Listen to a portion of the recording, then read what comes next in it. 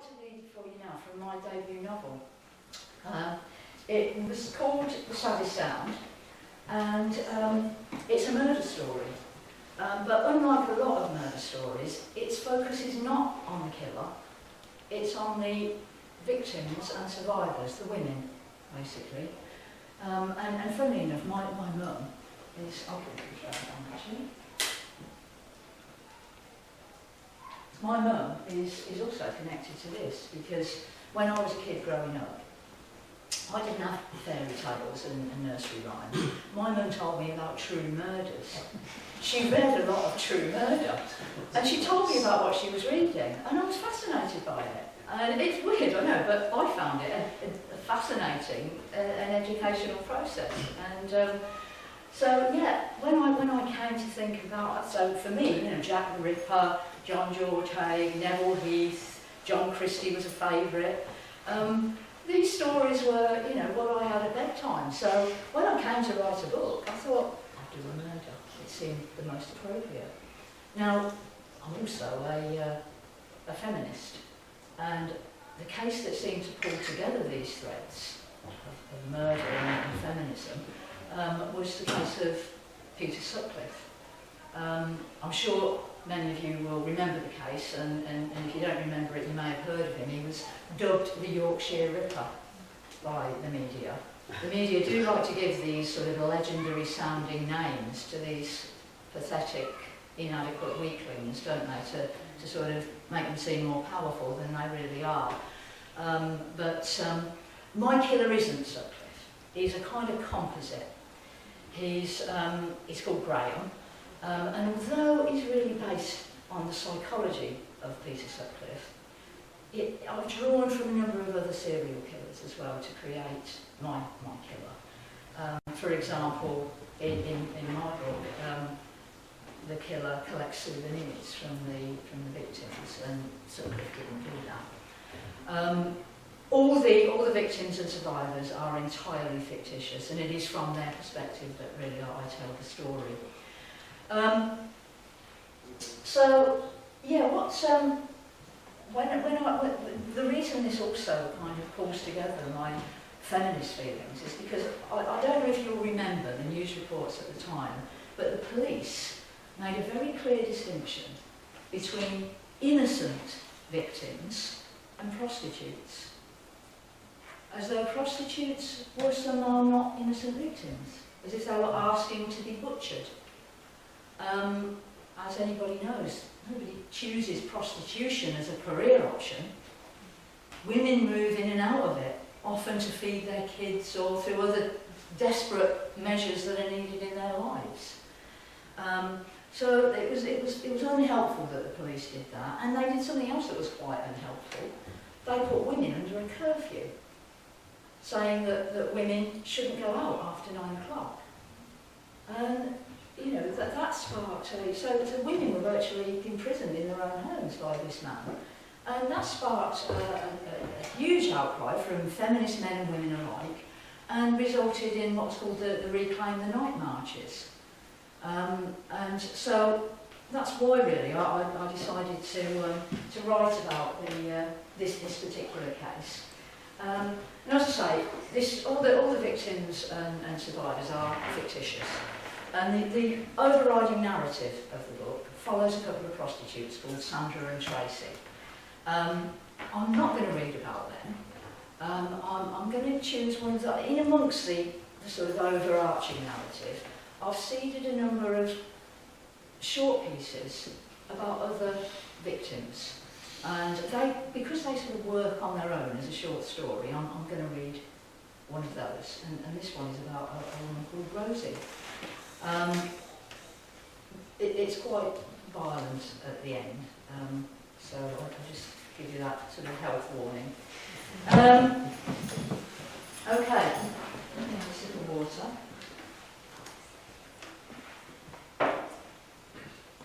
Good Friday, the 4th of April, 1980.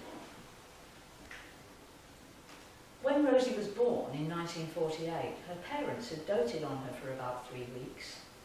Then they got bored. They'd met at the end of the war. Her father, Ron, was American, an Air Force officer, square-jawed and handsome. Her mother, Stella, was a spoiled little rich girl from a family who owned a chain of grocery stores. Ron hadn't wanted to go back to the US after the war because he knew that any job he'd find would never match the glamour of his life in the Air Force. He loved the thrill of amphetamine-fueled raids over Europe and the casual sex on offer in the quaint little pubs of England's green and pleasant land. Stella's money, or at least her father's money, offered a life of idle luxury. Their marriage was tempestuous, because that was the way they both liked it. They fought bitterly, and their quarrels usually ended in ferocious sex. After a couple of years, they'd exhausted each other, and they both drifted into casual relationships with other people. When Stella fell pregnant, they thought that a child would put something back into the marriage. It didn't. They farmed Rosie out to anyone who'd have her. Then, when Rosie was 18 months, Stella took off with a lover, and Ron, realising that he wouldn't get anything else out of his father-in-law, went back to the States. Rosie's grandparents paid for her to be cared for by a series of foreign housemaids. Some of them beat her. Then they paid for her to go to one of the less expensive boarding schools. As she grew wild and fearful and crazy with loneliness. She was hopeless at her lessons, but she excelled at art. Her teacher, Miss Marjorie Clues, was amazed at Rosie's precocious talent. She encouraged her and showed her books of paintings. Miss Clues effused over Picasso and raved about Rembrandt. It was the only time Rosie had known kindness and interest from an adult. Her painting and drawing was as dark as it was compulsive. She drew anywhere and with anything she could lay her hands on. Her art was a way for her to exercise the sense of abandonment and rejection in her damaged heart. When Miss Clues announced that she was leaving the school to work abroad, Rosie stole a powder compact from her handbag so that she'd have a way of remembering that people could be kind. At 17, Rosie started taking amphetamines. They gave her a cold, hard, uncaring edge against a bitter world. They also gave her the ability to stay awake all night and draw. When she was 18, her grandfather paid for her to get a flat in London and gave her a small allowance. This she spent on paint and speed. Then, in the summer of love, she met James. When Rosie first saw him, he was playing an acoustic guitar and singing like a rolling stone outside Leicester Square tube station. She'd stopped and listened, and then put a crumpled pound note into his hat. He looked up through his curtain of long hair and smiled, and the warmth of that smile surrounded Rosie like a summer breeze. They went for coffee, and then back to Rosie's flat where she showed James her paintings. He thought them astounding and wonderful. They made love on the floor. James moved in. He bought a paper bag with another shirt in and a toothbrush. Sometimes James injected himself with heroin. When he did that and they made love, Rosie felt his tenderness for her so intense and beautiful that it made her cry. Sometimes they took LSD, tasting and smelling each other and making art together. Their love was deep and precious, and the desert that was Rosie's heart bloomed sumptuous in greens and gold. They lived like this for 2 years. James wrote songs and Rosie painted pictures. She loved huge canvases and filled them with scenes from her head and from her life, and from the street outside their window. James wrote a song for her called Deep Red Rosie, on account of the curry he always saw around her when they tripped. Trouble lay ahead. Supermarkets had started to emerge on the high streets, and her grandfather's grocery stores were losing money. They couldn't compete. Rosie's allowance was near the top of the list of things that could be dispensed with. By 1970, Rosie and James were broke. They couldn't pay the rent and they got evicted from their flat. It was summer, so at first they slept in parks and under bridges. Rosie painted a living room on the bricks, and they lived there until autumn turned to winter. Then they stayed on people's floors and sofas. Rosie couldn't paint. James earned some money from busking and occasional gigs in pubs. Rosie would stand and watch him, and when he looked at her right through the crowd, she knew that she was loved. In a pub in Camden Town, they met Roger, an old school friend of James. He had a house in Hebden Bridge, an old mill town in Yorkshire. Hippies had drifted up there and squatted in the dwellings deserted after the mills and factories of the industrial age had closed down. Roger asked James and Rosie to go to his house, an underdwelling he called it, and take care of it while he went to renovate a barn in Provence. They took down the address and caught the train the following day. Rosie loved the house, in its higgledy-piggledy street hanging onto the edge of a deep gorge. She painted again. She painted the walls in great murals, and her neighbours came and asked her to paint their houses too. And when she'd finished the insides, she painted the outsides in camouflage against the valley side, as if the very houses had fused with nature. One night when James was out, Rosie found a bag of heroin and a syringe. Knowing her fragility, he'd always kept his stash hidden from her. This night he'd been careless. Rosie's curiosity and her artist's need to fathom all human experience finally overcame her fear. She needed to know how James felt when he took it, and to show him the intensity in their lovemaking that he showed her.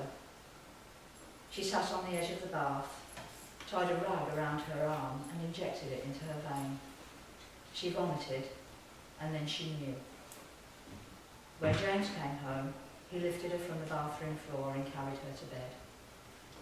After that night, they both took heroin every day. When they couldn't get it, they argued and fought.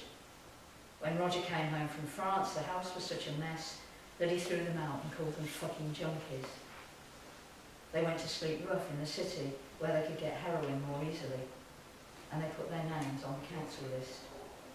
Rosie got pregnant, and the council gave them a flat in one of the new high-rise blocks.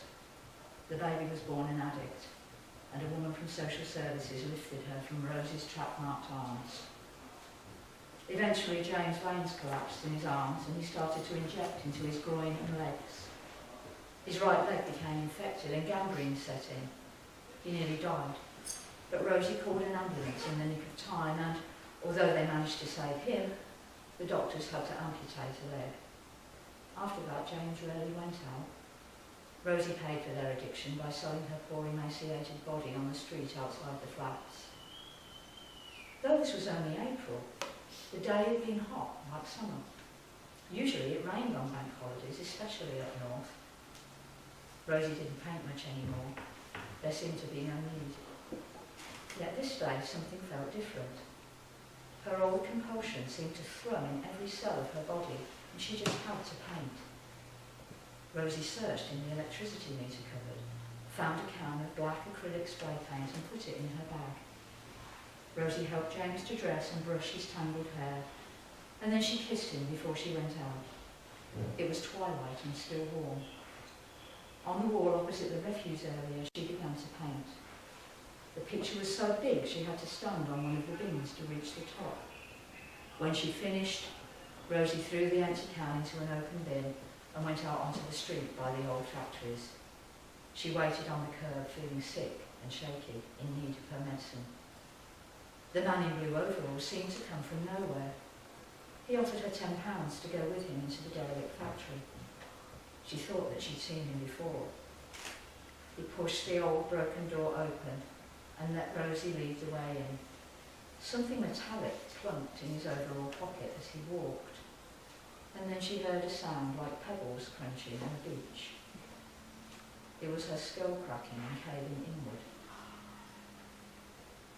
Rain savaged her and tore at her body until it was bloody. She was already dead by the time he pushed up her jumper and exposed her tiny breasts. Then he pulled her jeans and knickers down her thighs, raped her with a screwdriver, and used his Stanley knife to slice open at her belly. Quenched then, and breathing hard, he stood and looked down at his work. Next to her, on the old concrete floor, her bag gaped similarly open. Grain stooped to rifle through it and dumped out its jumbled contents. A powder compact caught his eye. He picked it up and kept it. Graham rolled the slight broken body under an old workbench with a casual heave of his foot, stripped off his bloody overalls, wrapped his tools up inside them and jogged back to his car. Then he drove home to surprise his wife. He bought her a huge Easter egg earlier, the biggest in the shop, and he was looking forward to seeing her expression when he presented it to her.